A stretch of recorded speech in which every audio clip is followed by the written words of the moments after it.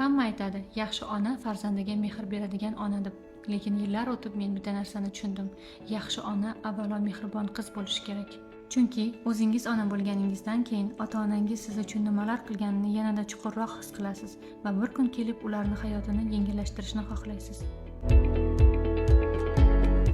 Men shuni o'yladim. G'amxo'rlik doim ham baland gaplar emas. Ba'zan g'amxo'rlik bu ota-onangizni har kunini qulayroq, yengilroq va osonroq qilishdir. Shuning uchun ham men aynan Kia Sonet-ga qarayapman. Kia Sonet shahar uchun juda qulay krossovер, ixcham, chiroyli, zamonaviy va kundalik hayotga tushunarli.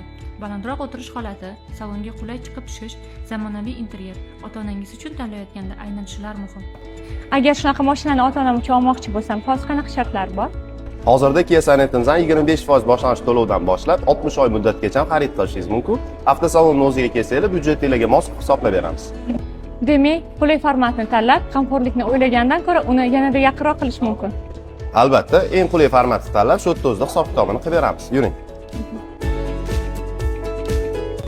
Ba'zan ota-onaga rahmat deyishning eng yaxshi yo'li bu sovg'a emas, balki xotirjamlik, qulaylik va g'amxo'rlik hadya qilishdir. Agar siz ham ota-onangizni chin yurakdan quvontirmoqchi bo'lsangiz, albatta Kia Sonetga e'tibor bering. Dilerlik markaziga keling, Kia Sonetni jonli ko'ring va muddatli to'lov shartlarini aniqlashtiring. Balki ota-onangiz his qiladigan g'amxo'rlik aynan shunday ko'rinishga egadir. Kia, movement that inspires.